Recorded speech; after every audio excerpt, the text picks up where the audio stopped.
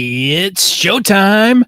Beetlejuice, Beetlejuice, Beetlejuice. We've just gotten back from the Netherworld with a fresh look at the brand new Beetlejuice movie, and we will be talking about it today on Two Geeks and a Microphone.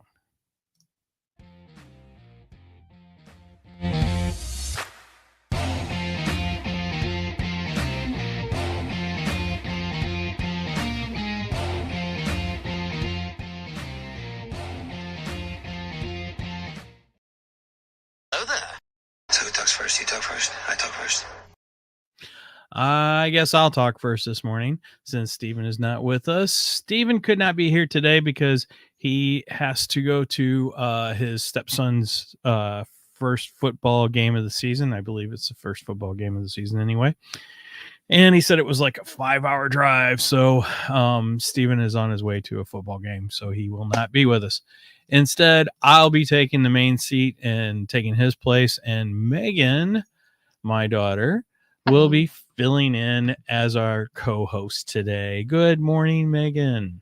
Good morning. So, please excuse the dog in the background. She is going nuts this morning. I tried everything. I took her for a WALK. Don't want to say the word out loud. I've played Frisbee with her, and yeah, so apparently somebody's walking by the house, and yeah, so anyway, please excuse the crazy, insane, freaking dog. So we just went and seen Beetlejuice last night. Beetlejuice.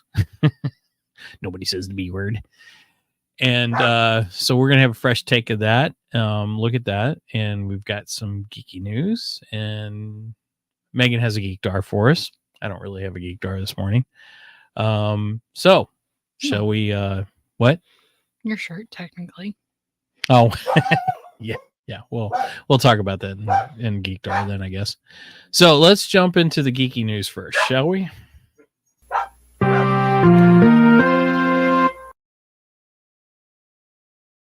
You weren't ready for what? I thought I was doing that. Oh. No, I was, whatever. Anyway, so geeky news.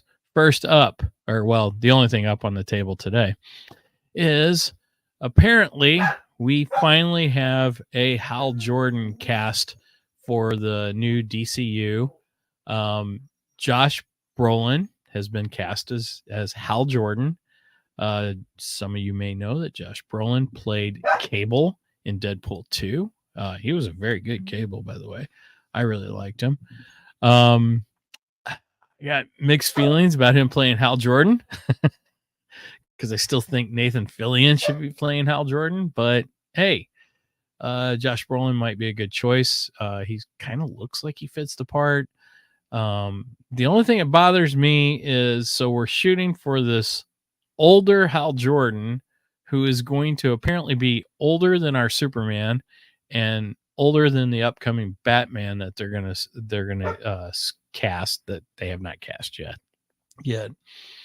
You mentioned Cable, but not Thanos. Oh yeah, that's right. Yeah, he also played Thanos in the Marvel universe, Marvel Cinema. Well, technically that was the Fox side of things with, right? Or no, Thanos is Marvel. Thanos is Marvel. That's right. Cable would have been the Fox side. Yeah, you're right. Okay. Yeah, you're right. Okay, so Cable would have been the Fox side, and then Thanos is the Marvel side of things. I hate these stupid ads that pop up on here. Gosh. Anyway, so yeah, apparently we've got him. Supposedly he is accepted. Now, this will be interesting in the fact that he has played Cable alongside Ryan Reynolds, who is Deadpool, as we know.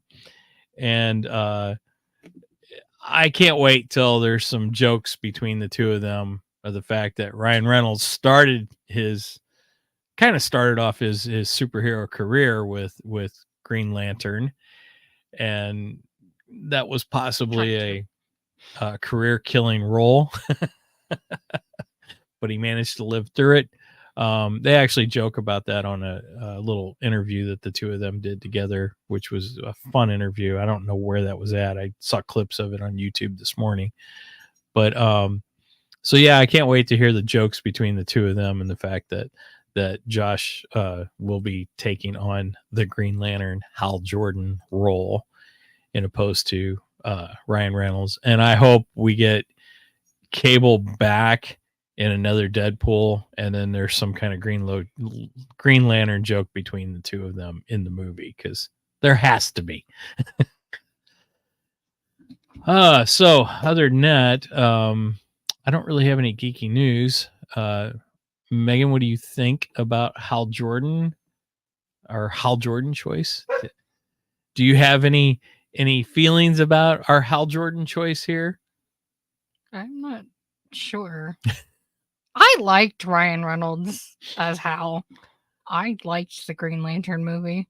Steven and I rewatched it for I think it was the 10th anniversary, which is funny because Ryan Reynolds was he did some videos, and he's drinking his gin, his own gin, the aviation gin, and he's got it green. I don't know what he put in it to make it green, but I mean, it is green too. It is almost glowing green. And he's wearing the Green Lantern ring. Oh, I meant to wear mine. I forgot to. Oh, well. But he's wearing the Green Lantern ring and watching Green Lantern for the first time. He had never actually sat down and watched the whole movie. Oh, wow. Yeah. So that's pretty fun. You can look that one up on YouTube too. But I agree. I don't think Ryan Reynolds did a terrible job as Green Lantern. Sometimes I think it gets a worse reputation than what it deserves. Yeah, I think it gets the most hate because of the suit. Yeah, the suit was not great. It was awkward. Yeah, but the CGI still wasn't quite what it is today. True. And it wasn't quite there. Maybe they shouldn't have went with CGI suits. It might have made the movie better. Sinestro was great in that movie, though. I love Sinestro. Kilowog was fantastic, even though he's a fully CGI character, but he was still great. Tomar too. All the cool Green Lanterns from the Green Lantern Corps were fantastic in that film. Mm-hmm. There's a lot of good things in that movie. There's some bad things. Yeah, but I think people should take a second look at it. I really do. I think you should go back, watch it with fresh eyes, and see what you think from there. But so going forward, this is who we have, and hopefully it turns out to be a good thing. So we'll see. All right. You ready for Geek Door? Yes. All right. Yeah. You're chomping at the bit for this one, aren't you? I like it. Control with the radar, sir. What's wrong with it? I've lost the bleeps, I've lost the sweeps, and I've lost the creeps. The what? The what? And the what? You know, the bleeps, the sweeps, and the creeps. That's not all he's lost. The great Michael Winslow. Okay, Megan has her Geek Dar. I have a popcorn bucket. It's a sandworm. Oh, he's so cute. What's his name? I don't know. I thought we said Sandy. You said Sandy. Sandy the sandworm. I have no idea what the sandworm's name is in the movie. I don't think he has a name. He does now. It's Sandy. I think Sandy's perfect for a sandworm, don't you? Mm-hmm. But yeah, it's just a giant sandworm curled up. I love him. So, and how did you get this? I ordered it off of our local theater, Marcus. They have a merchandise tab in their app /website. It was like $48 after shipping and tax. I think it was only like 30. So like between tax and shipping, it added an extra $10. But I love it. It's cool. And it got some attention at the movie theater last night too. Yeah. They didn't have any at the theater, did they? I'm surprised of that. That they didn't have them at the theater? Yeah. Yeah, especially we used to. They sent us an email, saying, right, here's the merch that's going to be available. Right. But yet yeah, they didn't have it available there. I guess the only way you could get it is order it online. It's I mean, kinda, maybe they had it Thursday night. oh, that's a possibility. Maybe they had it and sold out. That could have been. They probably, if they got it, they probably didn't get too many of them. Then that's my guess anyway. I guess we really haven't had anything since it switched over to Marcus. Shoot, Marcus has done, like, they had the posters for Well, Planet yeah. of the Apes, I did get the pins for Deadpool and Wolverine, right? So they've had a few things, but but it they're always, not as. yeah, it seems like AMC gets the really cool stuff, and Mm-hmm. the closest AMC to us is in St. Louis, and Marcus is just much closer, and it's easier for us to get to. I don't want It's to, a little bit cheaper. especially if I'm working in the office. That means I'm coming from St. Louis home, get you guys, and then I'm Right. not going back across the river again. No, we're not doing that. not when there's theaters just down the street from us. So yeah. But I feel like when it was Warenberg, we definitely had the special cups Yeah. and special popcorn buckets. Yeah, they didn't even have the special Beetlejuice cup that they Mhm. were supposed to have. At least not that I saw. I didn't see any. I mean, we didn't get any. Yeah. But yeah, so. And it was funny because I had at least like 3 people comment on it. And they were all like, "Where'd you get that?" I love my popcorn bucket. And I wore my new Beetlejuice shirt that I got at Walmart about 2 weeks ago. I've been chomping at the bit to wear it, and I actually did wear it to work last Thursday. That was fun. And I got a couple comments last night, although there was a girl who was wearing pants that I should have had for this that matched the shirt. That would have been great. I like those pants. I kind of want them. I do too, but then it looks like I'm running around in pajamas all the time. At least I break up the shirt with jeans or shorts, and it doesn't I look have too much like pajamas. a Hot Topic sweater. Oh, cool. He's got the Beetlejuice, sandworms. Beetlejuice, and Beetlejuice. And the zipper is a sandworm. Oh, that's pretty cool. I didn't know that. There's a detail on the back too. It's also got green stitching. I love like it. that. The hood also has green stitching down the. Oh, very cool. Very cool. All right. So I think that's our Geekdar. Oh, your mom and I did start watching season 5 of Only Murders in the Building, and of course it was a good kickoff to the season. Of course, we got a murder right off the bat, and it was I don't want to give any spoilers away, but it was a secondary character, not a main character, but a secondary character that I really didn't expect to get killed off. So it was kind of surprising. So I'd say it was a good intro to the season. I'm expecting a good season. I love that show. It's a fantastic show. Steve Martin and Martin Short are just comedy geniuses. They're fantastic. And then Selena Gomez. yeah, Selena Gomez. She's a great companion to the two. I never would have put the 3 of them together before this show. And I mean, I'd put Martin Short and Steve Martin together. They've been together, they've done great things together, great comedies together. But then you throw in Selena Gomez, and that was one I was like, wow, that's a little odd choice for. They kind of make an odd triples, not a couple, but Is one of them the dad from Cheaper by the Dozen?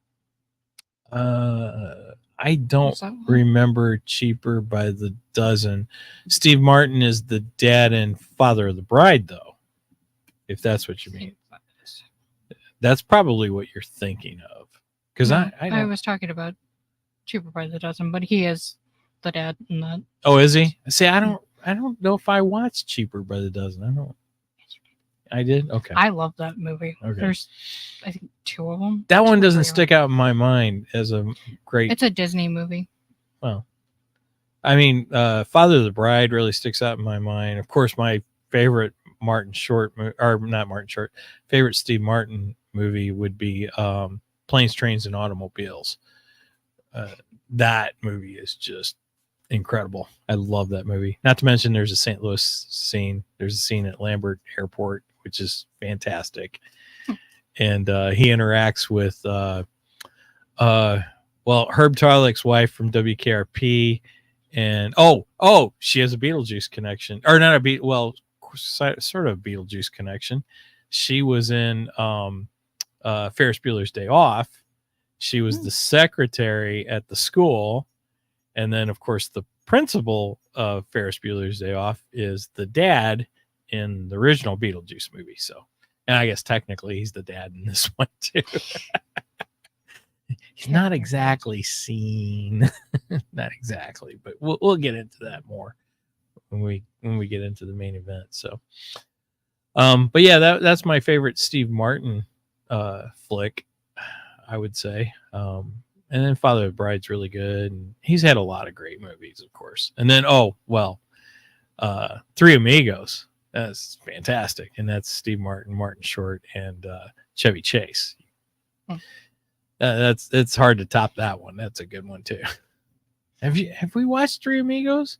I don't think so. Oh my gosh. I'm pretty sure the only thing I've seen with Chevy Chase in it is National Lampoon. Oh, that's because your mom doesn't like Chevy Chase, and I do.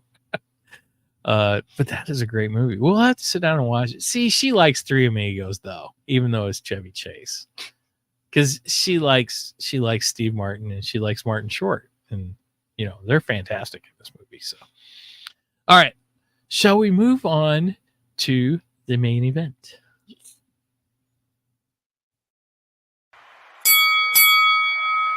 It's time for the main event.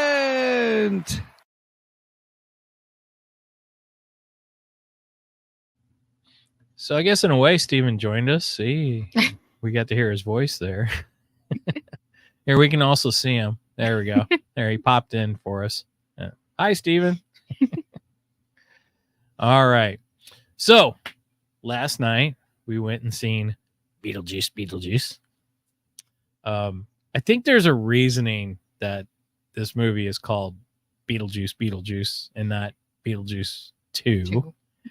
I got a feeling we will get a third movie, and I'm sure the third one will be Beetlejuice. I'm pretty sure of that. They could not do any more and it'd be fine the way they ended it, but at the same time they also kind of threw in sort of a cliffhanger in a way to where if they want to do a third one, it's open, so it does have a sort of open ending, but not like cliffhanger type ending, right? So I think we have to pick, obviously, for our scale, it's going to have to be sandworms, wouldn't you say? Obviously. I mean, it's either going to be sandworms or Beetlejuices. Yeah. Sandworms are a big part of the merchandise. Yeah. Which I love because they're not like a major part of either. They're not a major part of the stories, but they're loved. See, another movie with sandworms that I like better than Dune. I can say that Steven's not here. You like Star Wars too. Star Wars has a sandworm-ish. It doesn't have a sandworm. I mean, it's not called sandworm. You got the crate dragon skeleton, and then you got that thing that's in the trash compactor. Oh well, we do have the pit. Sarlacc pit. Yeah, the Sarlacc pit. Yeah, that's what I was thinking. Yeah, I guess that's kind of a sandworm. Kind of a sandworm. Which in Boba Fett destroyed it with the Slave One, which was an incredible scene. I love that scene. But we're not here to talk about Star Wars today. We are here to talk about Beetlejuice. Beetlejuice. So Is it going to be a drinking game of how many times Beetlejuice is going to be said in this one? nobody says the B word. No, because, well, if we do, we're going to be drinking Glitch. So, which I do have Smurf juice today. It's very good. I love Smurf juice. So, Beetlejuice. You want to start off, or you want me to start off? You can start. Okay. It's never going to top the original movie. Nothing tops the original movie. The original movie is fantastic. It's great. But this was a really good sequel to the film, in my opinion. It was a lot of fun, and that's what I want out of Beetlejuice. I want it to be fun. You know, it doesn't have to make sense. It's silly, it's goofy, and it's Michael Keaton just eating up scenery is what it is. And that's what I want. I want Michael Keaton eating up scenery. He is one of my all-time favorite actors, and he got to go nuts in this role, and it was incredible as far as that goes. That's not to say that there isn't problems with this movie. There are a few problems. I would say that this movie is a little slower than the original film, and we rewatched the original film last week too before we went and seen this. Mm-hmm. And I'm sitting here last night watching it, and I'm like, wow. I just almost feel like this is a slower film than the original, and that the original came out in 1988, and a lot of people think that the movies in the 80s were slow. I feel like that's also because there was a little bit more, like, there was more storylines in the second one to follow. Agreed. I mean, you kind of have three different storylines going on. Yeah. Really, because you've got the story with Lydia and her fiance or whatever, which I hated, by the way. I cannot stand that guy. He was horrible. So that is a flaw. That character is just terrible. Did like his ending though. Could have been a little bit better, but yeah, it was good. And I called it, by the way. So we got that storyline going on with her and her fiance. Then we got the storyline with her daughter, Astrid, sorry, and a new character that was introduced. I don't want to say anything yet I don't want to say too much about him yet. And then we have the storyline between Beetlejuice and his ex-wife, which I thought was pretty funny. I was reading this morning that some people were like, oh, it was slow. It was drawn out, and we really didn't need it. But I felt it played an important part in the film. Again, we'll get into that in spoilers because we're not quite in spoiler territory. So you did have three storylines going on. And I love the Shrunken Head guys. They're great. They were fantastic. It was funny. We have a whole bunch of the Shrunken Head guys. Yeah, Beetlejuice has a whole office of the Shrunken Head guys. Do you think they're the football players? No, I don't think so. Because I mean, they're all wearing suits. Well, yeah, but they could have changed. Yeah, but I don't think they're the football players. I'm wondering if Beetlejuice learned how to do the Shrunken Head thing. Maybe. And then he just went around creating a bunch of shrunken heads. Although it doesn't answer how Beetlejuice got his head back. Yeah, back to normal. Because at the end of the original one, you know, the voodoo guy, he turns around, he gets pissed because Beetlejuice steals his number and then shrinks his head, and then Beetlejuice is like, hey, this could be a new look for me. You know, so and then here we have Beetlejuice back in his full glory in the second film. And yeah, it's like, well, wait a minute. How'd you get your head back to normal? I have a fun fact about that I just learned. Okay. That was actually added post-production. Oh, nice. Shrinking Beetlejuice's head. Was that a Michael Keaton That I don't know. Okay. I just came across a TikTok before we came on that said that was a post production. It was added post production. Okay. I just thought that was interesting. Cool.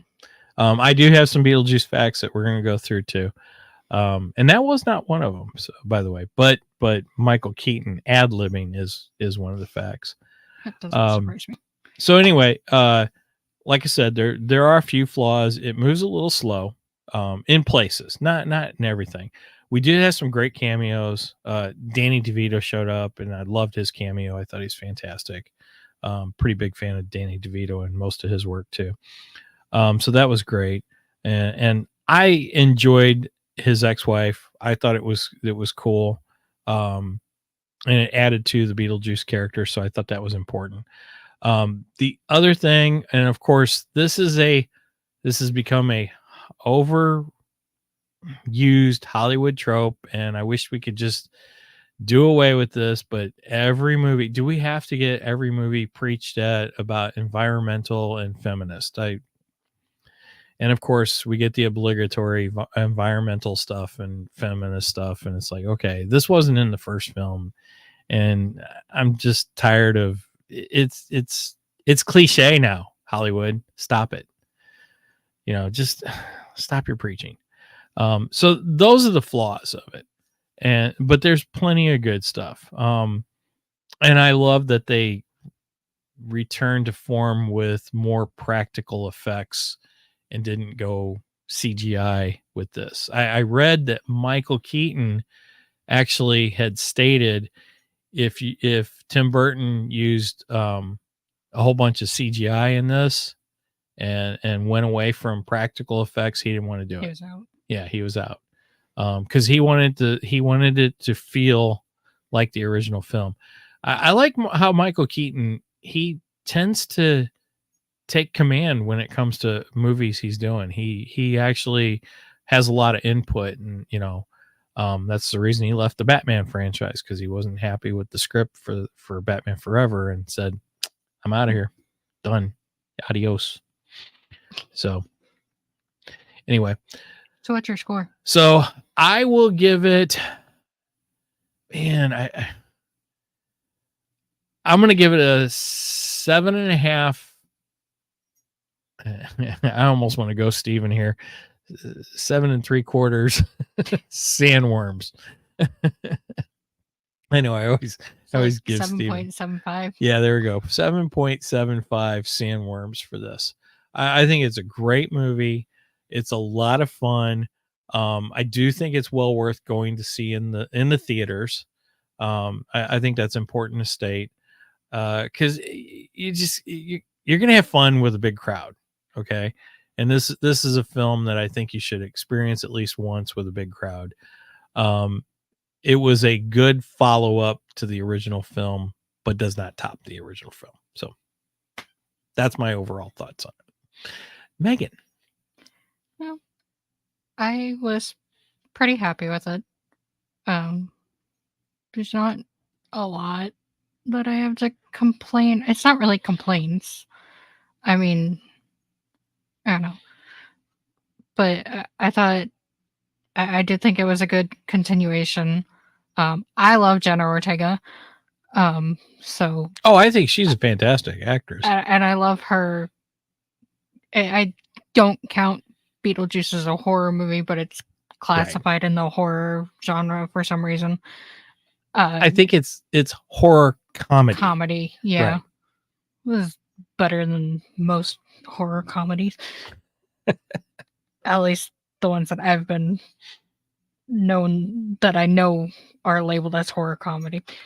But I love that she's taking up a mantle in a bunch of different horror aspects, because she's in the new Scream franchise, which has gotten me to like Scream.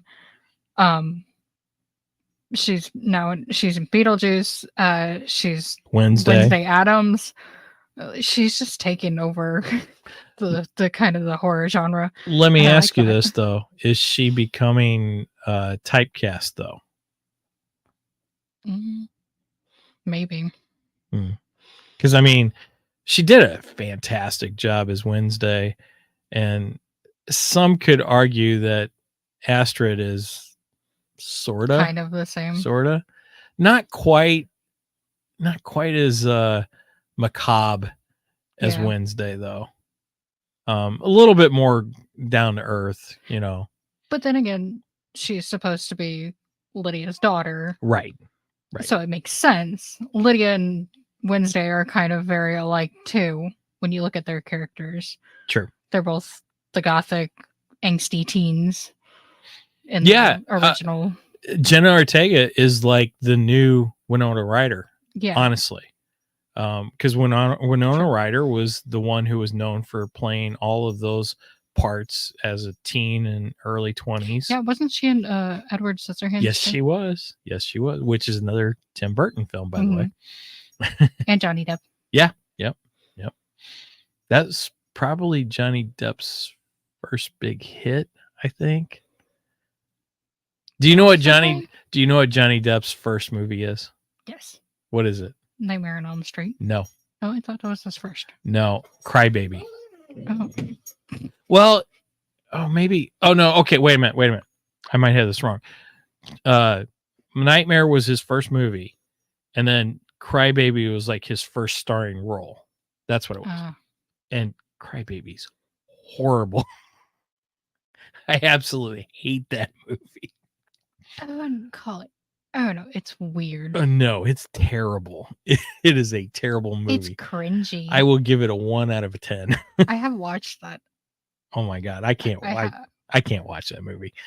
It's cringy. I probably won't ever watch it again. It's beyond cringy. It is just. It's terrible.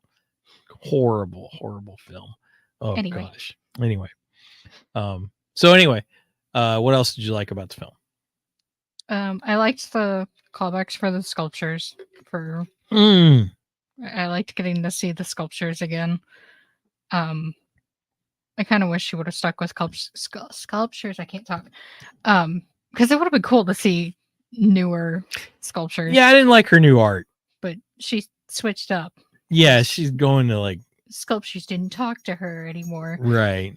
She's doing more of video and photo, and yeah, I didn't like that. I guess it was trying to make it more modern, you know.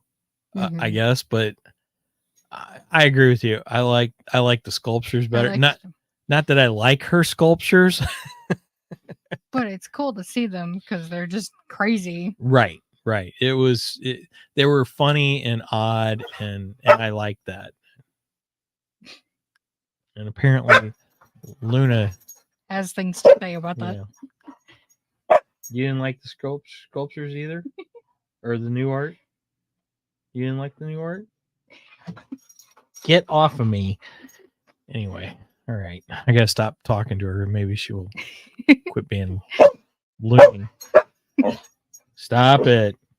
All right. So what did you give it? What do you give it on a scale of 1 to 10? 1 to 10 sandworms. I think I'm stuck on 8.5. Because I did really like it.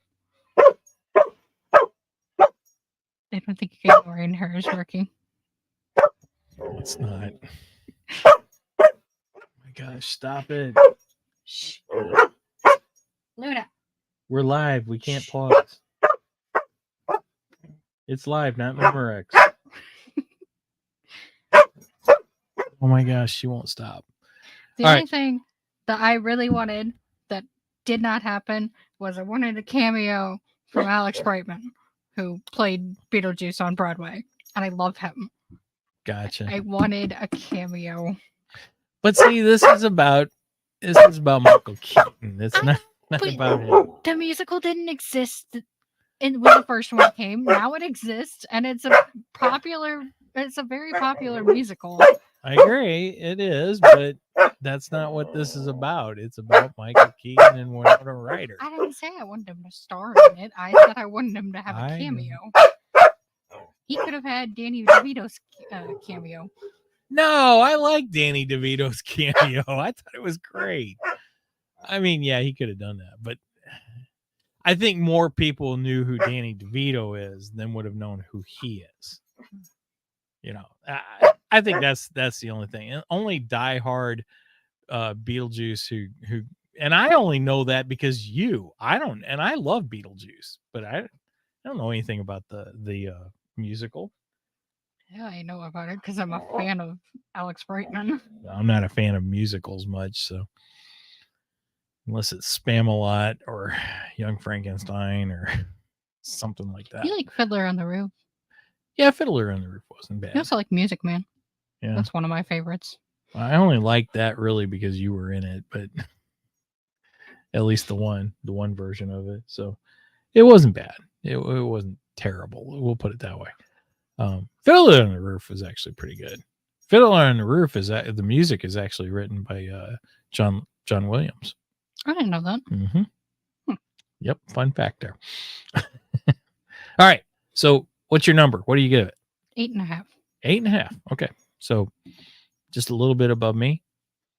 So apparently you saw that there was a few little flaws in it, but nothing terrible. And overall, fun movie. Would you recommend people go see it in the theaters? Absolutely. Okay. And it's definitely worth buying later to have. Absolutely. To have for your Beetlejuice or Michael Keaton collection. So, all right. Well, I got some fun facts. I thought this would be fun to go over. So, these are facts that were put together through Screen Rant. And the first one is Michael Keaton received top billing for Beetlejuice, even though he only appeared in less than 20% of the original movie. He only rocked up around 25 minutes. As a result of this, Keaton was only required to be on set for 2 weeks. Wow. Yeah. 2 weeks of filming. Now I don't know how long they filmed for, but he definitely had more screen time in this one. Oh yeah, he had a lot more screen. I would say it's probably double of what he had, double, maybe even triple, because we saw a lot of Beetlejuice in this. Oh my gosh, I tried to calm her down today too. So get off me. While Beetlejuice is fondly remembered as a whimsical comedy, you know nothing of this. Hush. Its original script leaned more towards the horror side of things. At a MOMA something, I don't know, it's some kind of awards, I don't know what they are. Tim Burton exhibited a few years ago. There was an original version of the script on display, complete with Burton's notes and comments, which indicated a move away from the bleak to the lighthearted. For one, the Maitland's car crash, so that would have been Gina Davis and Alec Baldwin, was meant to be far more gruesome than it was. In fact, I remember watching it last week, and when we saw the car crash, I was like, they probably could have survived that car crash. That wasn't all that bad. Oh, I have a fact about that. Okay, well, let me finish this. 2, Beetlejuice was meant to assault Lydia, not marry her, as per the final version. Finally, Beetlejuice was a real nefarious and unlikable character. Thankfully, Burton saw the potential to make something else and push for all changes after all the original script doesn't sound like a big crowd pleaser. I don't think I would have liked Beetlejuice as a more nefarious and,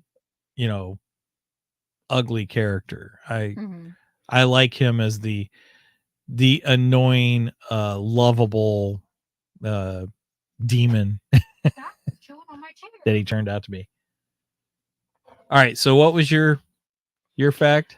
So the car crash, the irony in that was one of the most safe cars in that of that year. I don't even know what car that was. I don't remember what car it was, but I never really paid attention to the car at all. It was one of the claimed as one of the most safe cars of that year. Oh, that's funny. So that was the fact that 1988. they crashed and drowned. All right. and So while I read this article, see if you can look up and figure out which car it is. stop chewing on my chair. So in many ways, Michael Keaton is similar to Bill Murray. I would agree with that. Neither actor is in the game for the money and tend to choose movies that interest them. Heck, you only need to look at why Keaton dropped out of Batman, which is what I was referring to earlier. Batman Forever, saying the script was terrible and he just wasn't interested. I totally agree with that. I think Michael Keaton has, even back then, I think he had enough credential that he could really pick and choose his projects, and I think that's what he does. He'll look at a project, and it's not as much the price tag that he gets for it, but more of how he's going to enjoy it, how he thinks the fans are going to enjoy it, and I think that's a great way to look at it. I like that. Next fact. It was a Volvo. Oh, a Volvo. Okay, that makes sense. That makes total sense. It goes on to say, as such, it often takes a little bit of persuasion to convince these actors that a project is worth their time. For Keaton, he wasn't too keen on Beetlejuice when he received the script. Tim Burton wasn't to be deterred though, and headed off to meet with Keaton, and the rest is history. Nowadays, Keaton cites Beetlejuice as one of the most fun films that he's ever made, and a favorite of his filmography. Imagine if he'd stuck to the original decision and hadn't let Burton twist his arm. And I agree. I think this is one of his most fun roles. I've watched several Michael Keaton movies, and yeah, I think this is probably the most fun role that he's ever done. Next, Beetlejuice was depicted as a winged reptilian demon whose human form is that of a Middle Eastern man in the original script. Huh. This concept came from the brain of Michael McDowell, who worked with Larry Wilson on the story. Tim Burton, though, wanted to do something a little more different than what the two envisioned, and brought Warren Scarron on board to polish things up, aka change things. Did they really need that? Anyway, obviously the character didn't turn out the way that McDowell and Wilson originally conceived, and we saw the bioexorcist ghost morph into a more used car salesman, which I think is a fantastic description of Beetlejuice. Hey, things turned out for the better here, right? Agreed. Yeah, I think it would have been weird to have him as a winged reptilian demon. And I don't think the movie would have worked well like that. Yeah, I don't know. I love the over the top salesman bit that Beetlejuice, that Michael Keaton brings to the character. I think it's fantastic. Deo. The song Deo. Deo. Deo. Daylight come on, we want to go home. Can't sing too much of that. We'll get copyright strike. Anyway, Deo was played at Glenn Shattuck's funeral. So that was Otto, okay, in the original film. He was the interior decorator, the really weird guy. One of the fondest memories of Beetlejuice is the dinner scene where the guests are supernaturally compelled to dance to Harry Belafonte's Deo, the Banana Boat song. It's such a fun, eccentric moment that sums up the tone of the movie beautifully. It does. It's one of the best scenes in the film. In 2010, 58-year-old Glenn Shattuck, who played Otho. Well, it's spelled Otho. I think it's Otho. He played Otho in the movie. Fell in his kitchen and died of a blunt trauma to his head. At his memorial service, his final song played was Deo.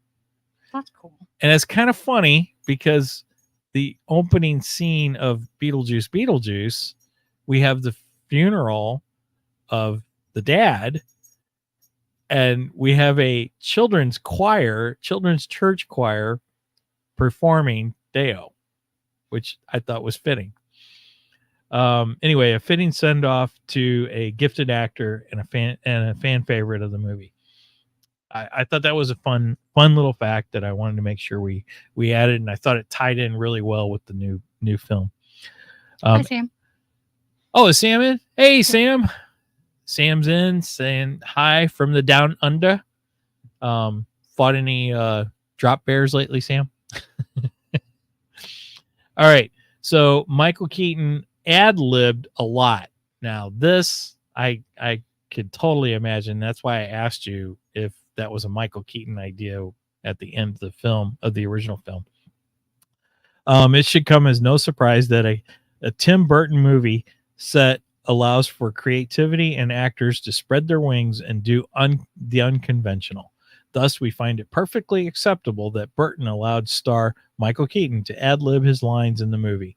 In an interview with Coming Soon, Keaton revealed how he improvised many of his lines in the first feature film.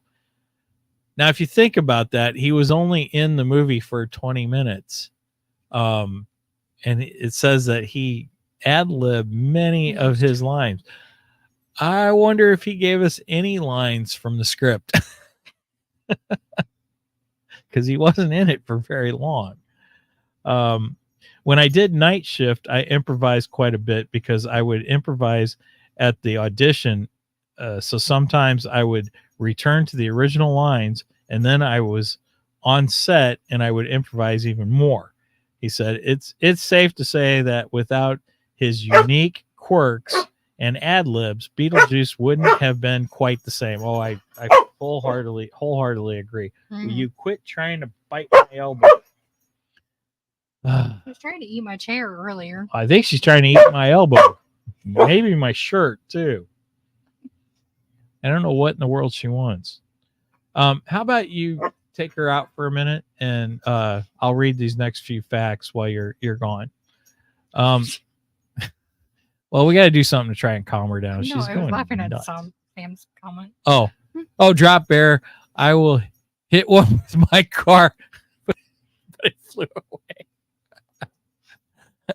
That's funny. Oh man, Sam, they're 10 foot tall and they breathe fire. You might want to be careful trying to hit them with your car. I love furthering this whole drop bear thing. This is great. We're going to keep this going for a little while. Anyway, the snake scene was filmed before Michael Keaton was cast. Oh dang, Megan would want to hear this. I'll come back to that until she comes back. Dang it, she's going to want to hear that too. So Tim Burton actually wanted Sammy Davis Jr. to be Beetlejuice. I think this is I can kind of see Sammy Davis Jr. playing Beetlejuice, but it's a bit of an odd pick.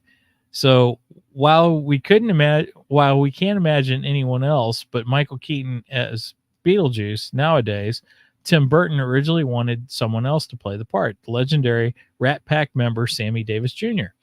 This shouldn't come as a surprise, as Burton was renowned for casting him in his movies a little more differently than others. Plus, Burton was really a huge fan of Sammy Davis Jr. and wanted to work with him. Interestingly, an earlier draft of the script called for Beetlejuice to be an African-American man, so it would make sense to get someone of Davis's talent and caliber for the role. It was producer Dave Geffen who actually suggested Michael Keaton to the director, and it stuck. Burton must have enjoyed the experience because he cast the actor as his next project in 1989's Batman, which is my all-time favorite Batman, of course. I don't know how I feel about Sammy Davis. I love Sammy Davis Jr. He was a great actor, funny guy, very talented, extremely talented. Not saying he couldn't do the role. It would have been a lot different with Sammy Davis Jr. So, and I don't know if he'd have the charisma with Winona Ryder that Michael Keaton brought. So I don't know. I think it would have just been a lot different film. Juliette Lewis auditioned for the role of Lydia. Reportedly, actress Molly Ringwald, Diane Lane, Sarah Jessica Parker, Brooke Shields, and Jennifer Connelly all turned down the role of Lydia Deetz in Beetlejuice. Maybe they thought the script was too weird. One actress in contention, though, was Juliette Lewis, who found fame in Oliver Stone's Natural Born Killers and as the flamboyant singer of Juliet and the Licks. I don't know that one. And at the end of the day, Tim Burton decided to go with Winona Ryder after being wowed by her performance in 1986's Lucas. Never seen Lucas. Ryder was only 17 years old when she filmed Beetlejuice. Looking back, it seemed like a perfect casting, as Ryder has become synonymous with Lydia.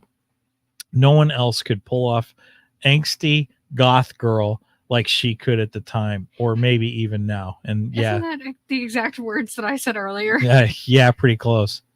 I skipped over a couple because I know that you're going to want to hear these. I heard you talking about possible actors that could have played or were talked about to play Beetlejuice. Yeah, it was Sammy Davis Jr. Do you know who Sammy Davis Jr. is?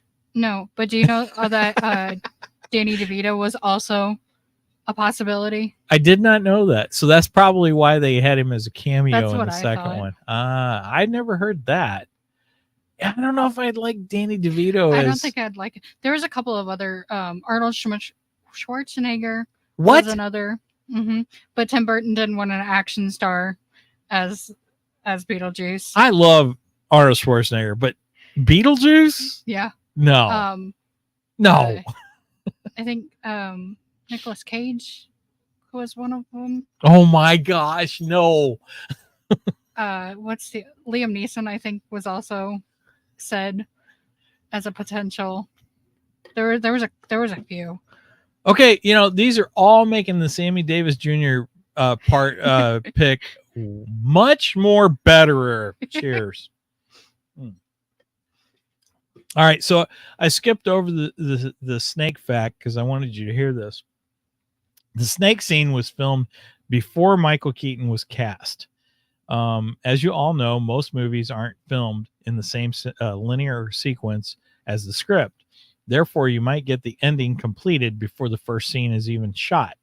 With Beetlejuice, Tim Burton took exactly the same approach. The famous snake scene was actually done before Michael Keaton was cast as the lead character. Thus, an animatronic snake was utilized, which bore no likeness to him. After Keaton joined up, additional footage was shot. It was then decided to use a snake that looked more like Beetlejuice. Apparently, this was the behest of the studio execs who felt the audience wouldn't know the snake was actually Beetlejuice and not some other random monster. In retrospect, that was a smart device and added a little bit more character to the scene. I have to agree with that.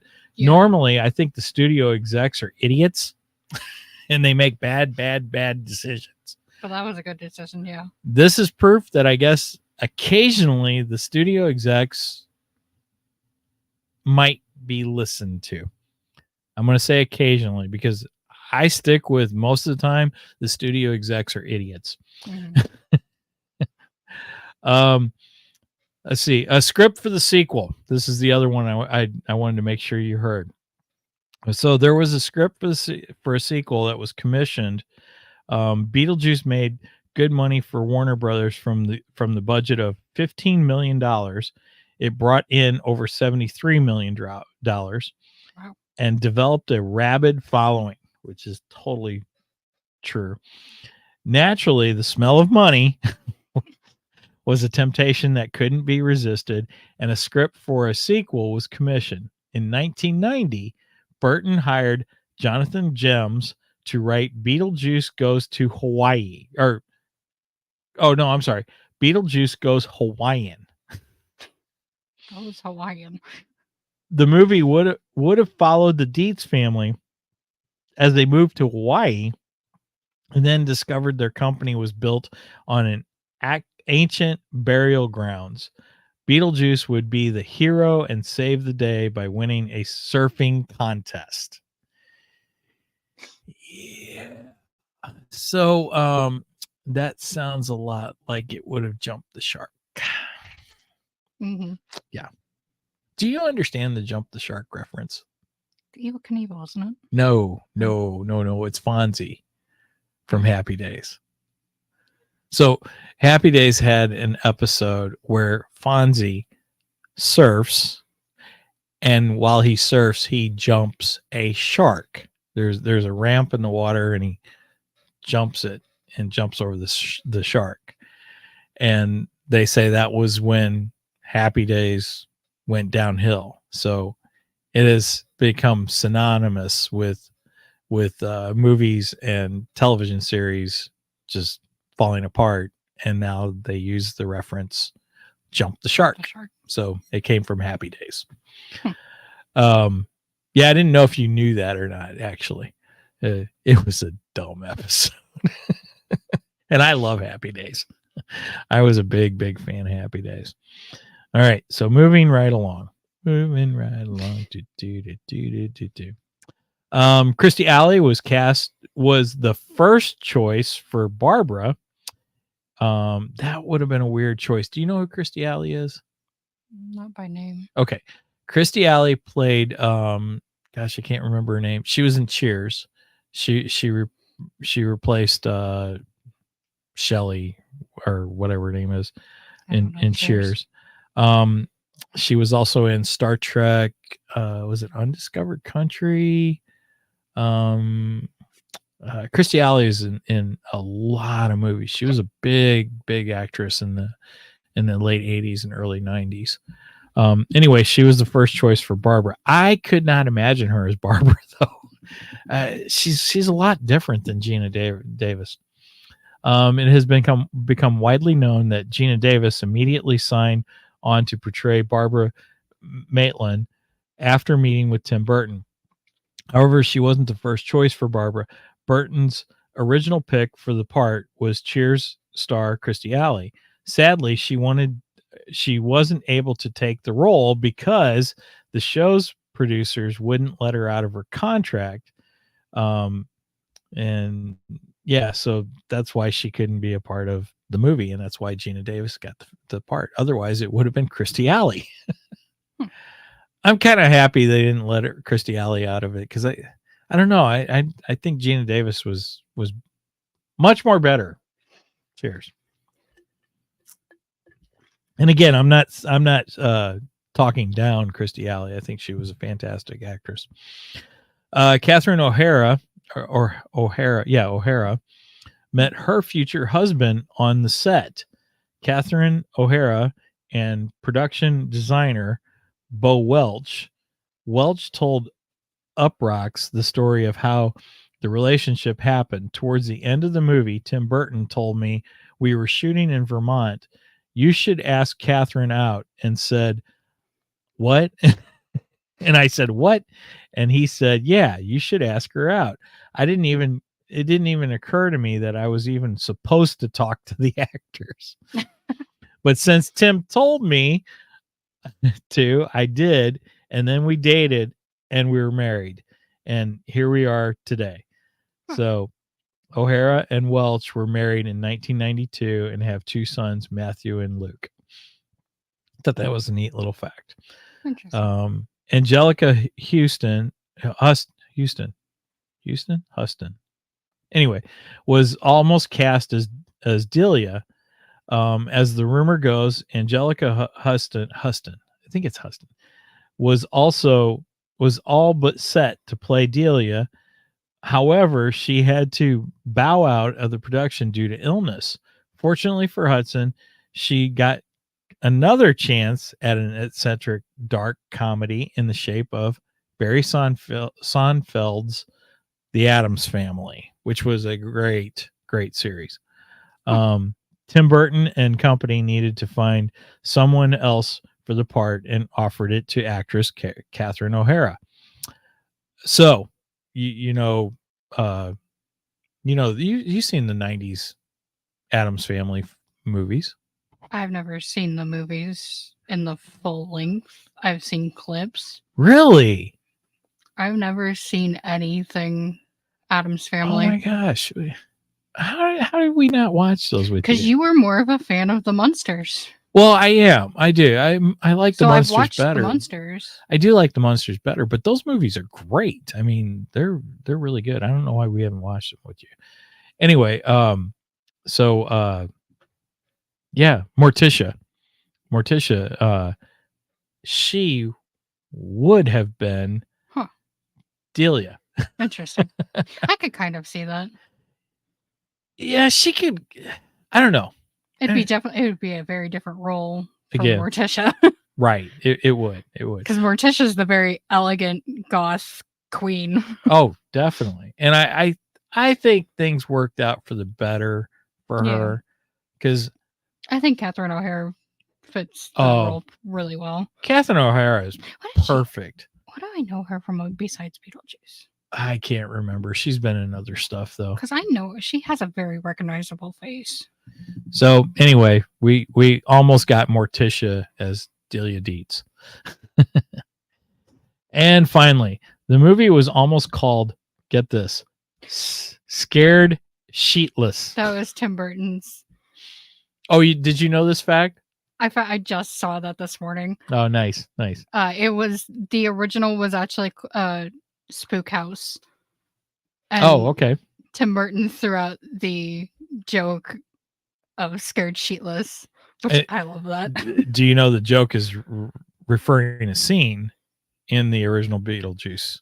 Mm-hmm. Yeah, because it's referring to when the Maitlands try to scare the Dietz, and they come in with Delia's sheets, her designer sheets that they cut holes in to see through, and they come in as ghosts in the sheets. So, So he wanted to call it Scared Sheetless. Before Beetlejuice was settled on as the final name of the movie, there was a bit of back and forth regarding what it should be called.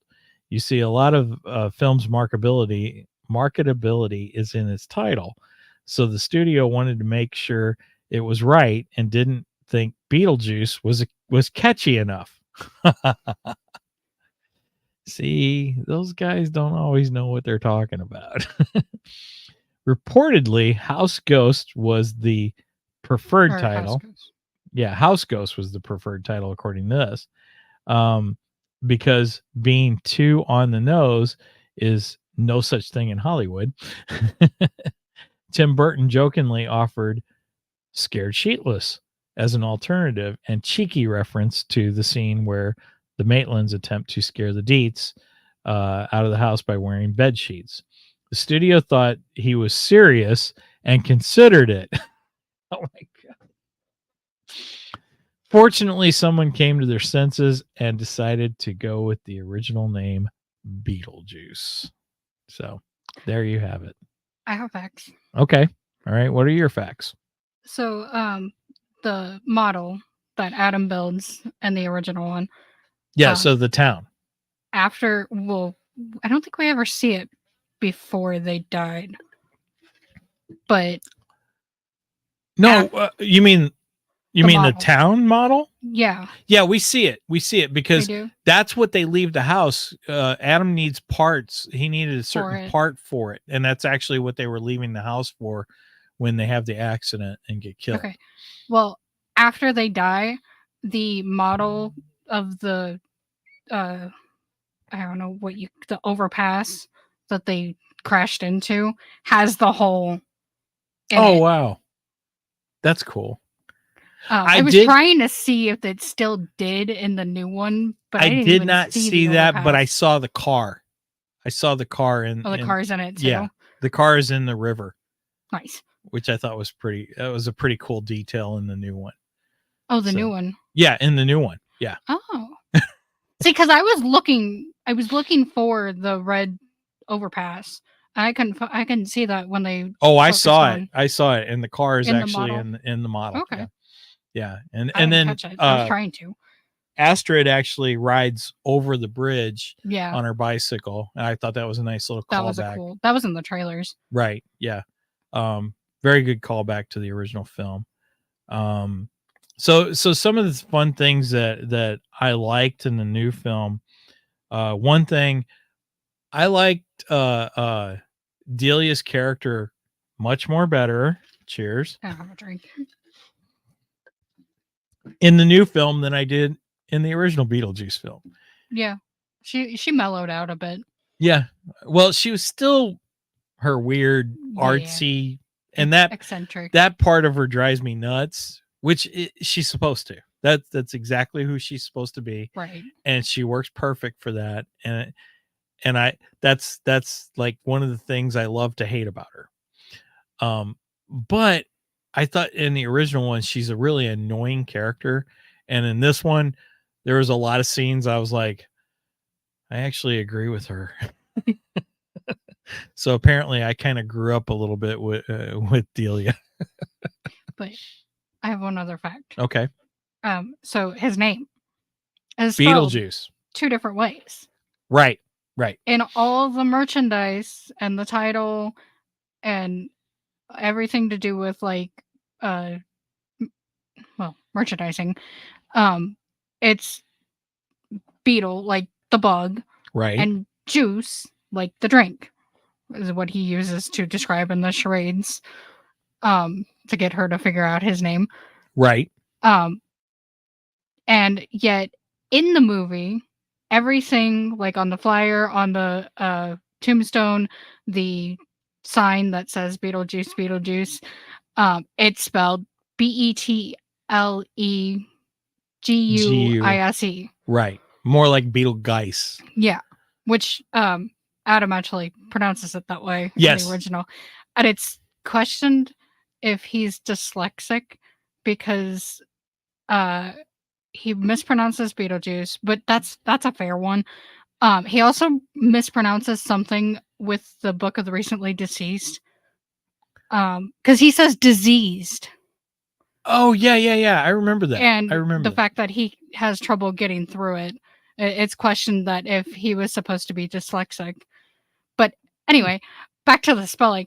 There's 2 different versions to spell it because they didn't think that how it's spelled in the movie was going to be perceived well.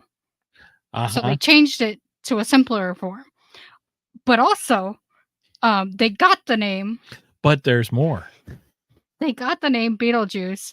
There is a star in the Orion constellation named Beetlejuice. Oh, cool.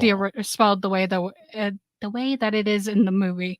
Nice. So I thought that was really cool. I agree with the decision to change the spelling. for all the marketing Yeah. and and the naming of the film to make it juice, like in orange juice. Also, there's technically 3. Because in the title card in the original, it actually has Beetle and Juice split. Like there's a space between Beetle. So it's 2 separate words. Yeah. Huh. But everything else, it's all one word. Nice. Those are my facts. I love the fact that they use the 2 different spellings. I think it's cool.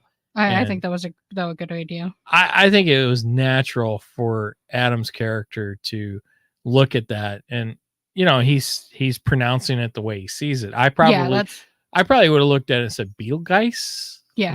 That's why I said that's a fair one. Right. That's a fair one to mispronounce. But he says the Book of the Recently Diseased. And the fact that he has trouble reading through the book. Well, I don't think that had to do with any kind of dyslexia. Later on, I think it's more of they're just saying it's a difficult book to understand, period.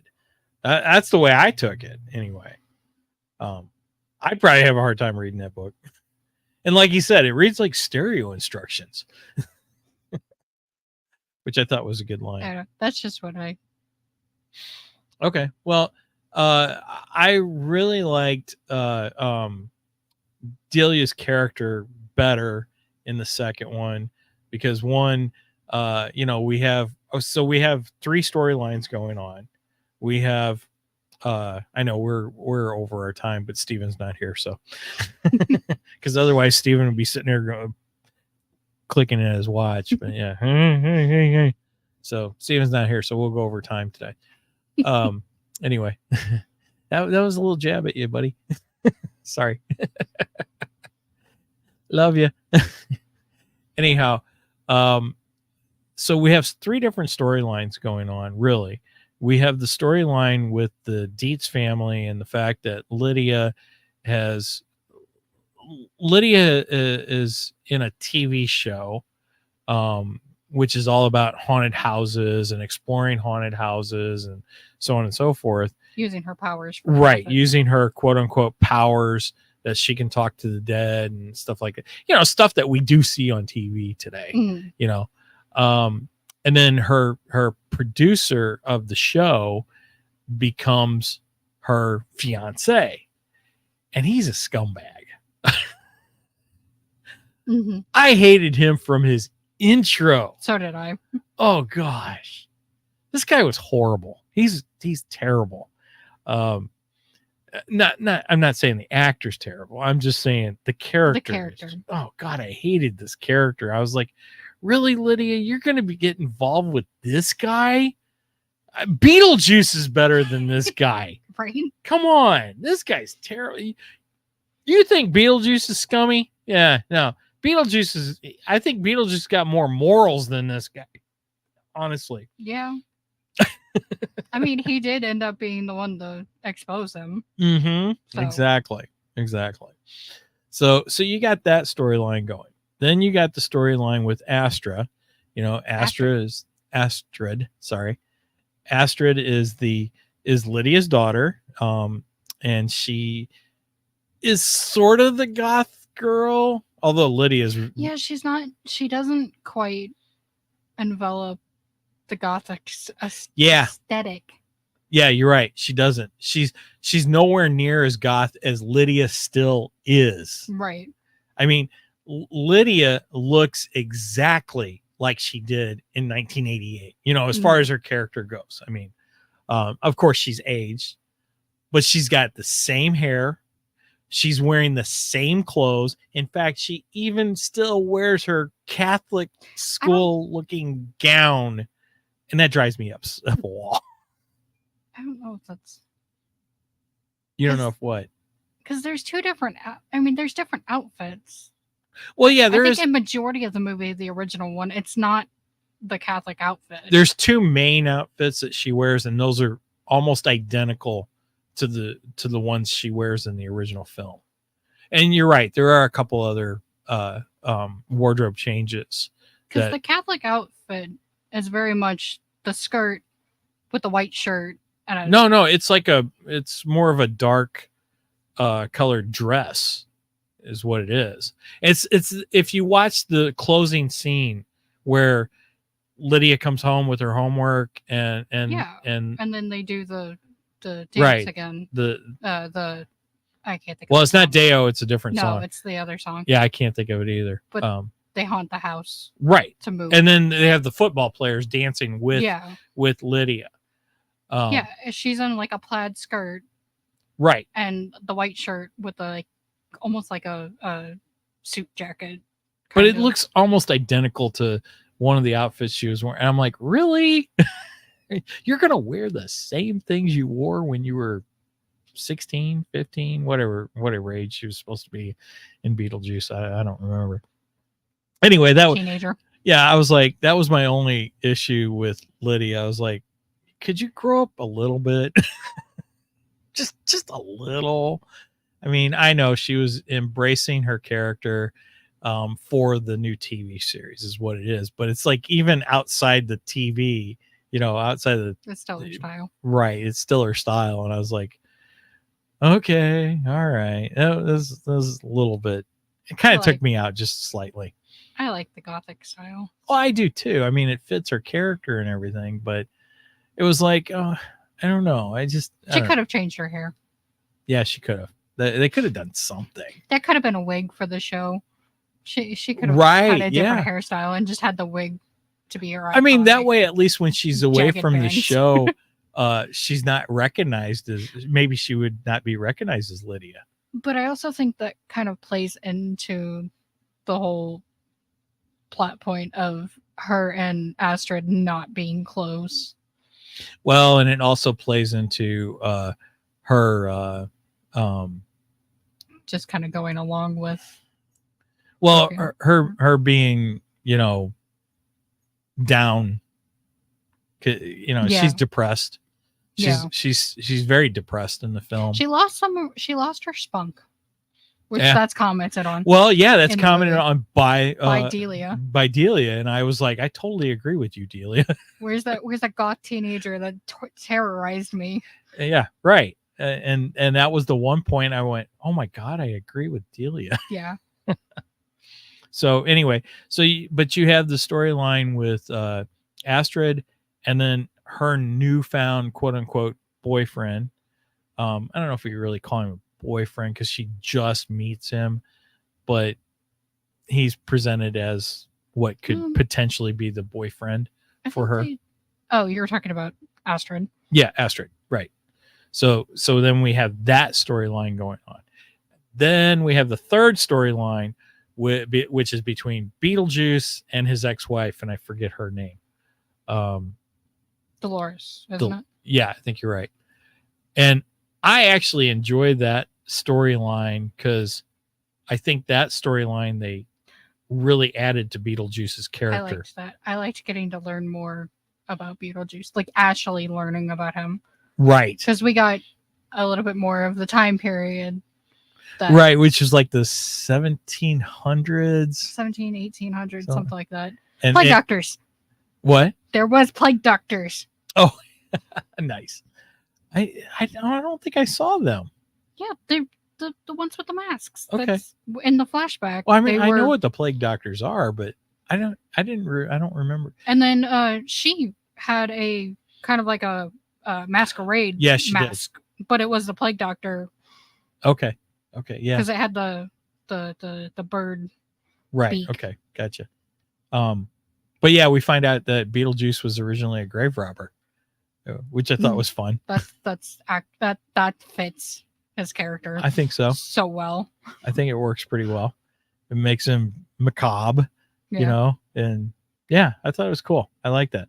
So yeah, we got the kind of the backstory of Beetlejuice, learned a little bit of who he was, how he died. Yeah, and how he died. Because his ex turns out she's a soul sucker. She was a part of a cult. Right. She was part of a cult, and they were known as the soul suckers, and yeah, they suck souls out of people. And then she became to literally do that in death. Right. And she killed, which is funny. There was a joke about this woman being a soul sucker, and Beetlejuice goes, "You got that right." Mm-hmm. I think he was meaning that in kind of two different ways, but yeah. So she's the one who actually kills Beetlejuice, and so that's how we find out that he ends up in the afterlife and becomes who he becomes in the afterlife. Mm-hmm. But he manages to kill her before he dies. Right. He killed her, and he was pretty gruesome. Chopped her up too. Mm-hmm. Because then Jack the Ripper style. Yeah. Well, there's actually a story in the Bible that's close to that, where somebody is killed, a woman is killed, and body parts are sent all over Jerusalem. So yeah, interesting. But I don't think her body parts were separated. I think he just they were. Well, I mean, because they were all in different boxes, right. But they weren't shipped off. Right, they weren't shipped off somewhere like in the Bible. So I'm sure maybe if he wasn't dying, he might have. Yeah, he might have. It's possible. Just all right, I'm gonna ship her to different places in the world. but he died, so yeah. So I like the time. I liked her. I thought she was good. I thought she played. She kind of gave Morticia vibes. Yes, agreed. She kind of looked similar to Morticia. I loved how she stapled herself back together. I like that too. And I love her look with the stapled Mhm. face, and that was cool. And she stapled her ear back on, and And her staples finger. her finger and her legs, and great scenes. And we are in spoiler territory, by the way. So I enjoyed that. I thought that was really good. So what did you think about the Astrid storyline with the boyfriend? I liked it. So we meet. I called it. I did too. Oh well, okay. You questioned. I questioned it, and I didn't question him per se. I questioned him immediately. I questioned his parents first, but as that scene went along, I'm sitting there going, I don't trust this guy. I don't trust him. As I don't know, as soon as he came on the screen, he seemed kind of. Now I understand it. I think he was shocked, Right? because she saw him. Right. So let's set that up. So Astrid is basically just trying to get away from. She's running away. Well, I wouldn't say she's running away. It's one of those moments she's just got to get away from her family and think, and she just needs some time alone, and she's frustrated, and it's right after they tell her that her grandfather's died, and it's at the wake. Oh yeah, it was that's right. It's at the wake, and it's when Lydia, Sleazeball. with Sleazeball. I don't know his name. I don't remember his name. Who cares? I like Sleazeball. We'll go with Sleazeball. When Sleazeball forces Lydia into accepting a marriage proposal, which on Halloween, midnight on Halloween. Which I'm still confused. If it's midnight, it's technically November September 1st. or November 1st. Right. That's not I on thought about Halloween. That too. I thought about that too. They said something about midnight, and I'm going, so is it? It's Day of the Dead. October 30th or 30th to the 30th. Like you're going into Halloween, but no, they meant because the full day of Halloween, and then So that's not. That's November 1st. Which would be it's Day of the Dead, wouldn't it? It would be Dia de los Inocentes. Okay. Because that one's first. Well, Day of the Dead is November 2nd. Oh, okay. All right. But either way, it's not Halloween. No. I thought about that too. I was sitting there going, I was so confused. I'm like, how are you going to tell wait a minute. that she's getting married on her favorite holiday, but she's actually not. Right. Yeah, I think that was a bit of a plot hole. But anyway, so Astrid is running off. Yeah, I got a spam risk coming through. Anyway, so Astrid is running off, and she's on a bicycle, and that's when she crosses the bridge, and she almost gets hit by a car, and then almost gets hit by a truck, and then runs through a fence, and runs head first into a tree. And hence we meet her quote unquote boyfriend, her, boyfriend material, we'll call him. Her crush. Yeah. Okay. That works. She meets her crush.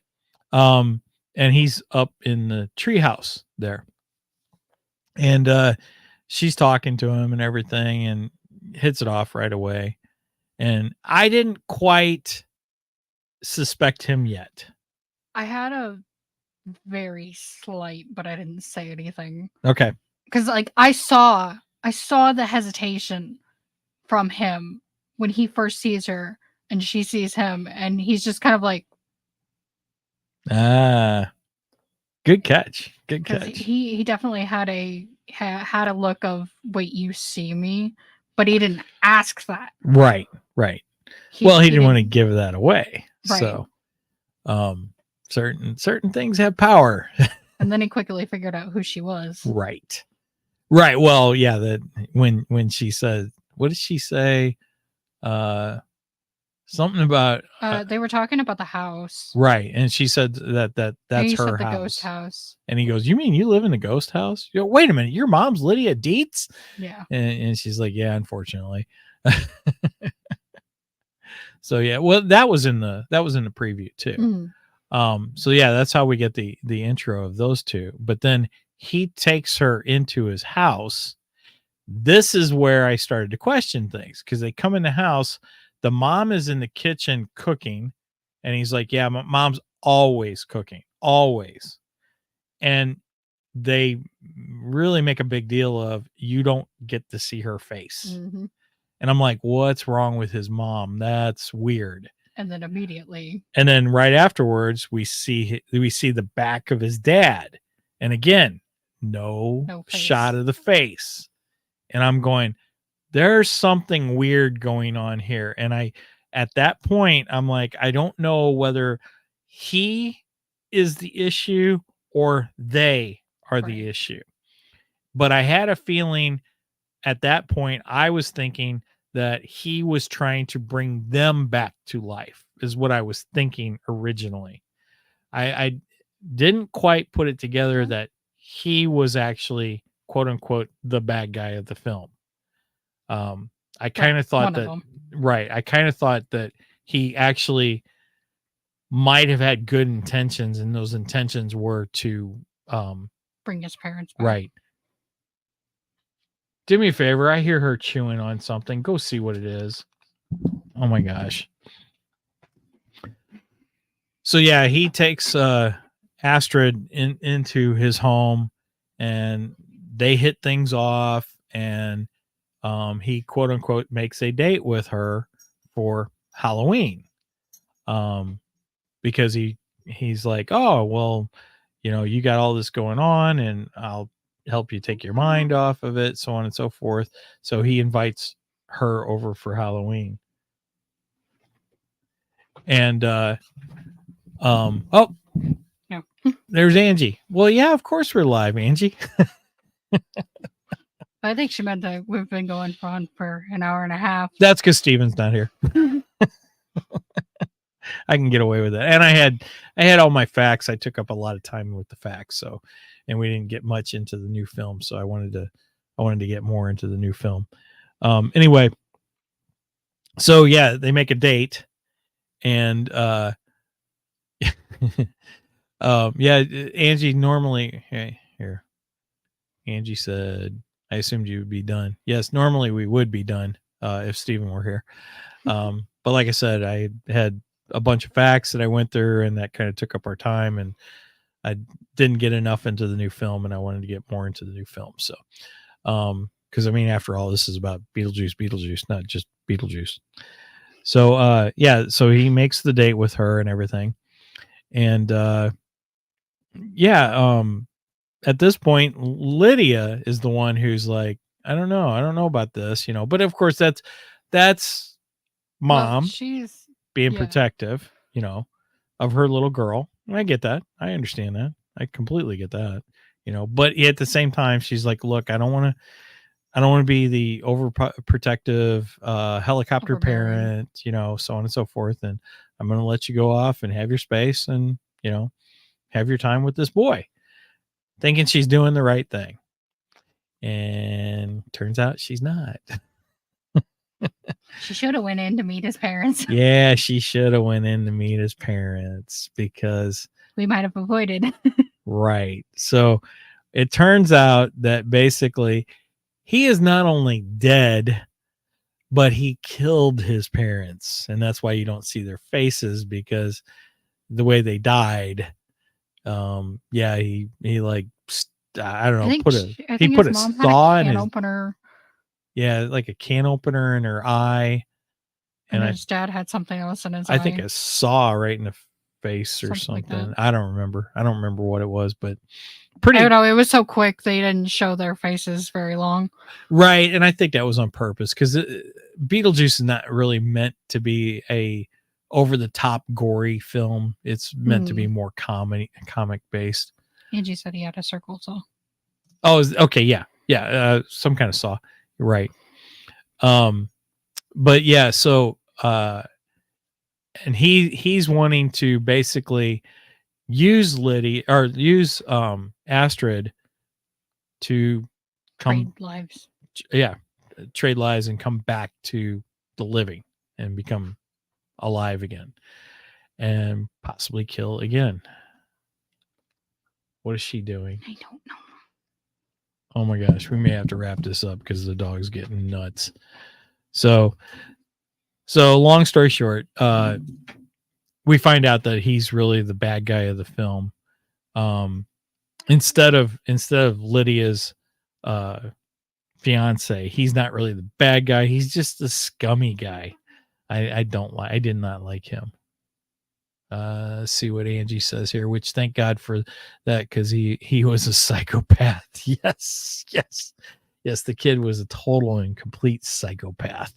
And yes, Lydia's her fiance was a total tool. I hated him. I hated him from the minute he was on screen. In fact, I looked at Brenda and said, I can't wait till he gets eaten by a sandworm. I said that early on in the film too. And sure enough, it happened. Spoiler alert. He was eaten by a sandworm. That's how he dies. And I was like, oh, thank God. But in the meantime, Astrid is tricked into going to the other side, and basically tricked into trading her soul to the boyfriend, so it can bring him back to life. In the meantime, we have Lydia, who's basically trying to get out of her wedding with what do we call him? Sleazebag. Get out of her wedding with Sleazebag, so she makes a deal with Beetlejuice to help get Astrid back. And of course, with her deal, to get Astrid back, she has to marry Beetlejuice again, so we got that going on. So Beetlejuice and the kid that I don't know his name, I don't remember his name either, the boyfriend, didn't that yeah, but it gave me more with the kid than Beetlejuice. I'm not seeing the connection to Ghostbusters though. Angie said, didn't that kind of give you a Ghostbusters vibe? The newest Ghostbusters with Phoebe and the Ghost Girl. I didn't even think about it, but yeah, I guess you're right. I didn't even consider that. But but go ahead. Beetlejuice and the kid had the same goal, to try and be alive again, or at least permanently be in the mortal world. Right. Well, we've always known that's been Beetlejuice's goal since the first movie. But they did it in two different ways. Correct. Yes, this is true. I didn't realize that there was multiple ways that they could try and cheat that. Well, okay, that's another thing I want to bring up. So, in the original film, Bye, Angie. Thanks for dropping in. In the original film, Otho, he makes a statement, because one of the characters. He reads the book. Well, yeah, he reads the book, but one of the characters, and this is before he gets the book though, when they're having the dinner, and that's just before the Deo scene. Oh, yeah. One of the characters makes some kind of joke about suicide. And he goes, they say in the afterlife, if you commit suicide in the afterlife, you become a civil servant. And that was one of the things I didn't understand in the new one, and then we also have another reference to it in the original Beetlejuice with the woman, the receptionist, where everybody's, taking the tickets. Yeah. Where they're waiting and everything. And, the couple, Adam and Barbara. Right. Adam and Barbara. One of them makes the comment, something about, so this is what happens after death or something like that. And then the receptionist goes, this is what happens after his death. This is what happens after her death. This is what happens after your death. It's all very different and it's all very personal. And if I would have known this, before, I wouldn't have had my little accident. And you can see that she slit her wrists, so saying she committed suicide, and she's basically saying, if I would She's have known, suffering for it. right, if I would have known how I was going to suffer for committing suicide, I would not have done it. Not making any statements here, just That's what the movie is. right, just quoting what the movie is. So moving forward to the new movie, you know, we get introduced to Astrid's dad, who Astrid's dad and Lydia had a falling out, and he's kind of an adventurer, and he gets killed on the Amazon, and that's part of Lydia's and Astrid's story, and you know, the reason they don't get along is because Lydia still sees the dead, but Astrid is upset with her because she can't see her dad, you know, and she's like, well, if you can't see dad, that means that you don't see the dead, that you're lying about all of this, you know, so on and so forth.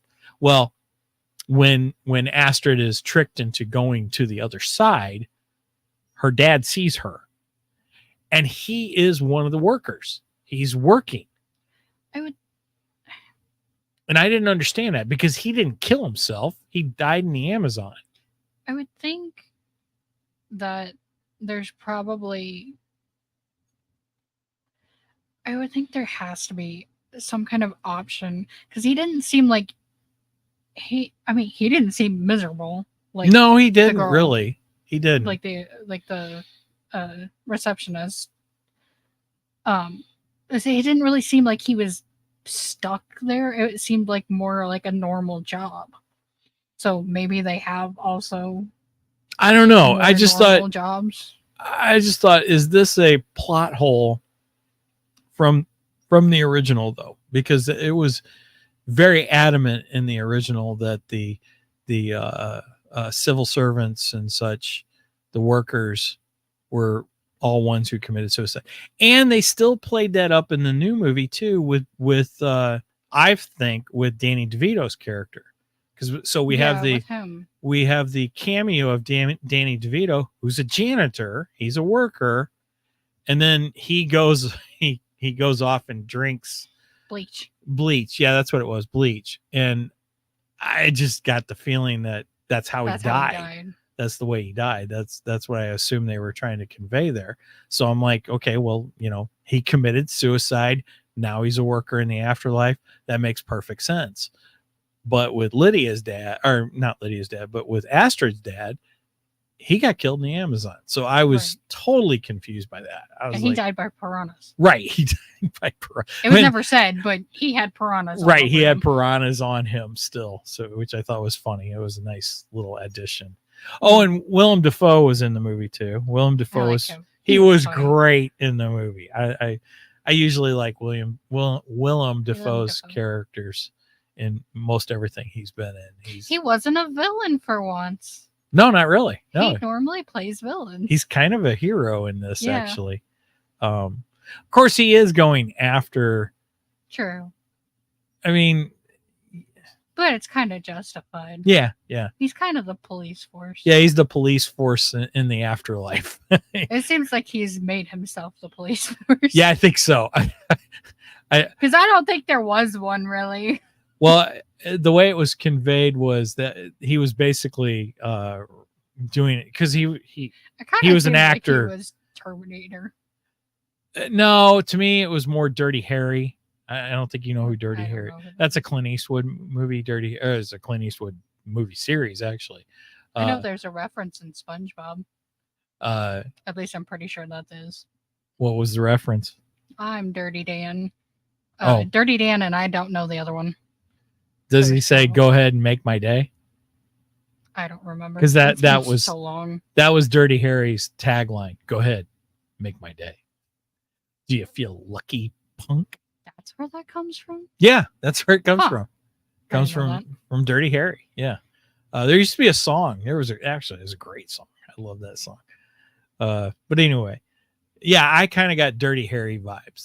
That's what I felt. But you wouldn't have known the Dirty. Well, you didn't quite know the other reference too, which is another 70s reference. And we had the Soul Train. which your mother and I thought was freaking hilarious. We loved it. It was so funny. So the souls, the dead eventually go to the soul train.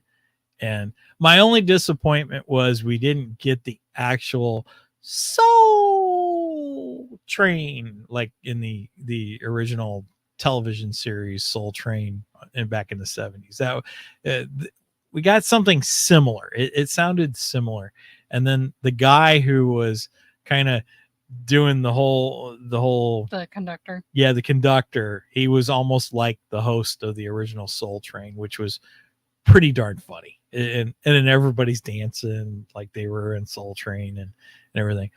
Great reference. Loved that. Thought that was hilarious.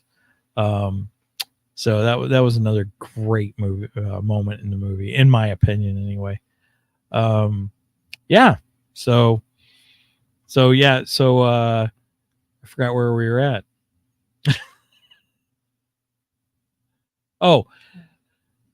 So Beetlejuice is trying to help Lydia get Astrid back to the other side, but Astrid at this point has the boyfriend has already tricked her into basically giving him his soul. So now they got to figure out how to get it back, and that's where Beetlejuice comes in. And then, of course, Beetlejuice is getting hunted down by his ex-wife at the same time. So you got that going on. And then so Beetlejuice ends up tricking the boyfriend, and I love that. I love that too. That was fantastic. Because the whole thing was that they took the boyfriend took Astrid down to immigration. Yes. And that's where the trading the soul is, and he gets a passport that he has to get stamped, and that's what solidifies the transfer. And so as Astrid is being pulled to the soul train, she sees her dad. That starts that whole separate adventure. But by the time that Astrid, her dad, and Lydia get back to immigration, it looks like the boyfriend's already got he's getting it stamped at that second. Right. He's getting it stamped, and it turns out that Beetlejuice is actually stamping it. And what did Beetlejuice say? I think it said access denied. Yeah, something like access denied. He had it. It was something funny. It was something funny, and I can't think of what it was. And then all of a sudden this trap. Yeah, you thought, or something. Yeah, like something. And then this trap door opens, and the boyfriend drops into flames. So I'm assuming that's insinuating he went to hell. Yeah, both heaven and hell were kind of insinuated in this one. Where was heaven insinuated? The train. Yeah, I guess the Great Beyond. Yeah, I guess so. That makes sense. And it's also implied that that's where the Maitlands found the loophole for. That's true. They said the reason the Maitlands weren't in it was because they found a loophole, and they didn't have to haunt. The Great Beyond. Yeah, they didn't have to haunt the house anymore, and they could go to the Great Beyond, which I thought was funny. They found a loophole. They literally said that in the movie, which was great. So Beetlejuice helps them get Astrid back. Why is her name so hard for me? I don't know. Helps her get Astrid back. They go back to the other side, the real world, and Beetlejuice comes with them because Beetlejuice is now going to, collect his side of the contract. Collect his side of the contract because he had Lydia sign a contract again, as he did in the original one, and announces that the two of them are going to get married. And then, of course, her fiance is like, wait a minute, what's going on? We're getting married and blah, blah, blah. And she's like, well, you don't understand. This is the demon. And he helped us get Astrid back and blah, blah, blah. And then Beetlejuice gives him a truth serum, which was great. Because then the truth comes out and he starts telling how he never really he didn't believe her. He never believed her. He didn't actually want to marry her. He only wanted to marry her because wanted the money. Right, because he knew he could get more money as the husband instead of just the producer, so on and so forth. And I was like, I knew it. I knew he was scum all along.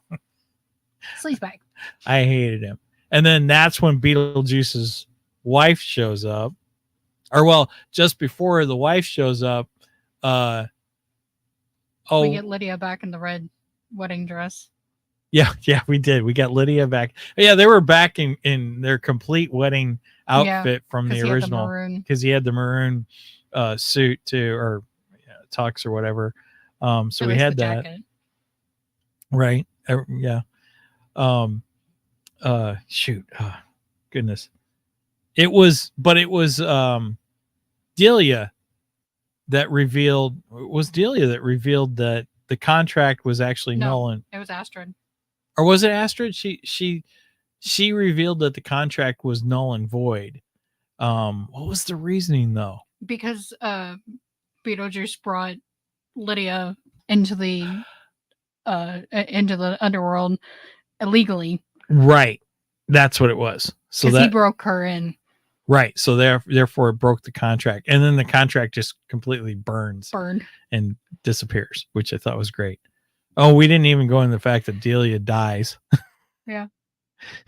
Delia she was scammed. Yeah, she was scammed. She ordered snakes that supposedly the venom had their fangs removed. Had their fangs removed and no venom in them, and she was using it for some, I don't know, weird something about Egyptians and I don't know. Yeah, it was some kind of weird Egyptian thing for the ritual for the dead that she was kind of tributing her husband and all that good stuff. And she ends up getting killed by the snakes, which she ends up in the afterlife. And so I kind of completely forgot about that portion of it. It was funny though. Don't get me wrong. That was a good part of the story too. But the main thing was the whole Beetlejuice and him doing the whole contract thing and then getting the contract null and void. And then at that point, the wife comes after Beetlejuice, and that's when well, that happens, and then the that happens, and then the contract. So who was it that drew the Astrid? Yeah, Astrid drew the door or the trap door in the floor the and brought the sandworm in, and the sandworm eats both Scumbag and Beetlejuice's ex-wife, and that's how it ends. And then of course Beetlejuice has got to go back to the afterlife, which was funny too, because he blew up. He popped like a balloon. It was almost like Violet,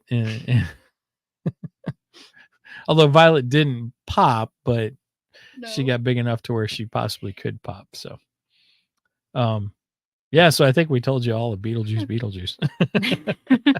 Entire all movie. The main points, right?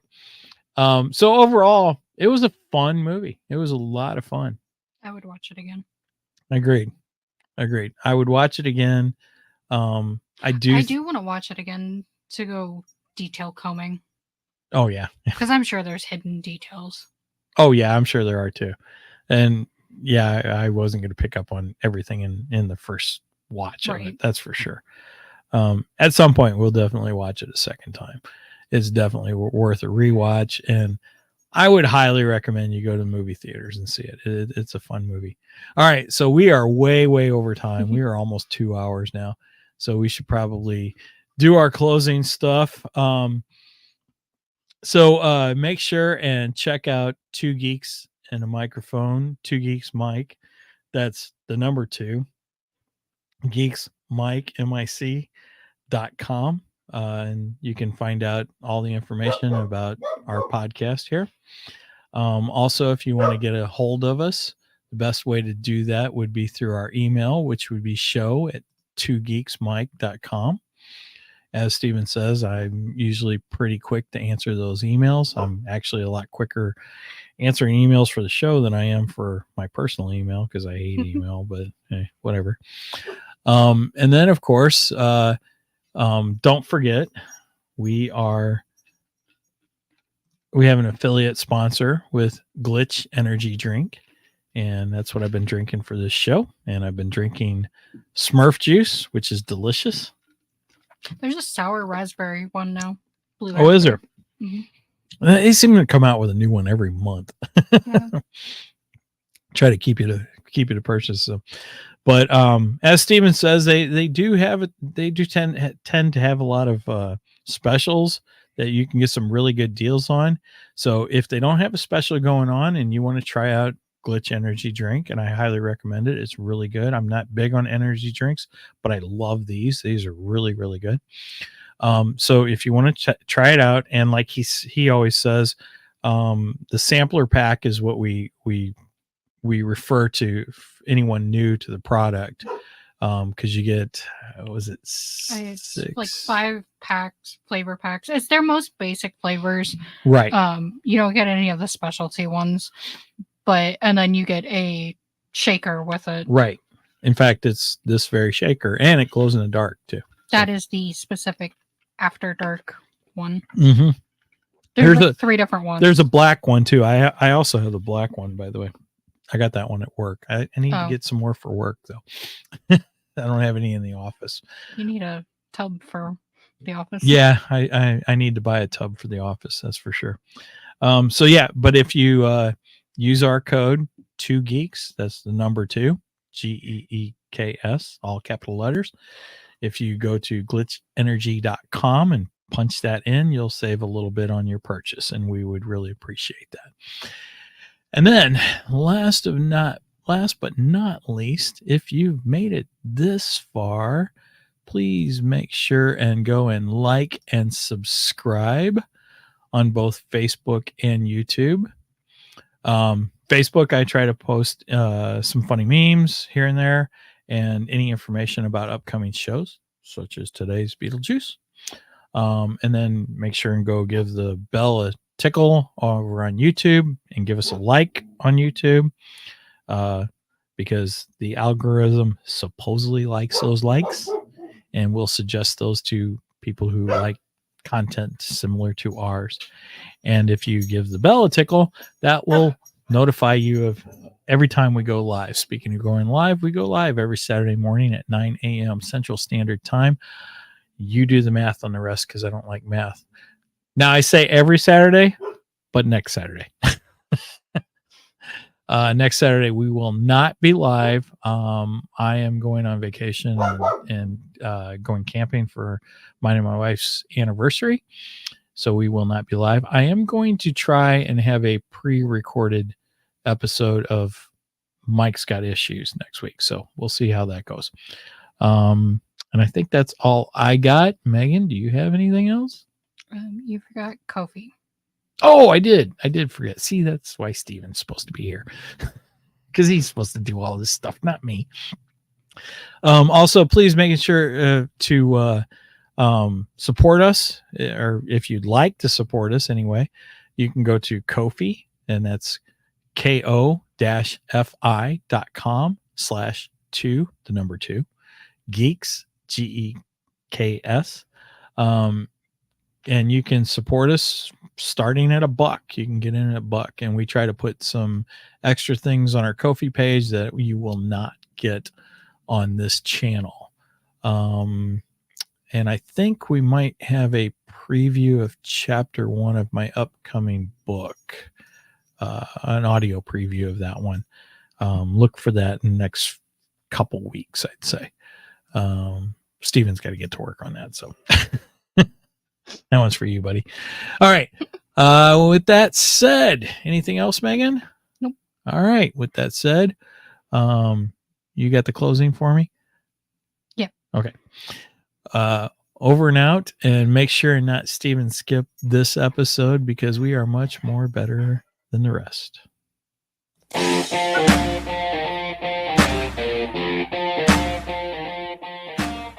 Thank you for joining us today on the Two Geeks and a Microphone podcast. Tune in next week when we will have more news and reviews. Until then, May the force be with you.